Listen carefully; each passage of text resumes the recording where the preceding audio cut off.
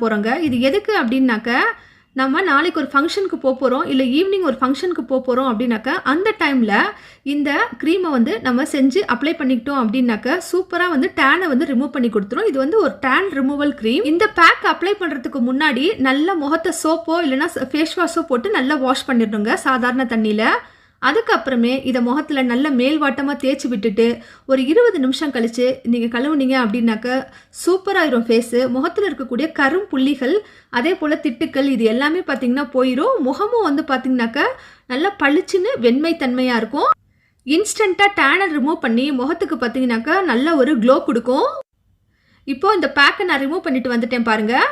இந்த right hand வந்து கொஞ்சமே பிளாக்காக இருக்குது, இந்த லெஃப்ட் ஹேண்ட் வந்து கொஞ்சம் பளிச்சுன்னு இருக்க மாதிரி இருக்குது. ஒரு 20 செகண்ட்லேயே நான் வந்து இதை கழுவிட்டு வந்துட்டேங்க, ஏன்னா வீடியோக்காக லேட் ஆகுதுன்னு.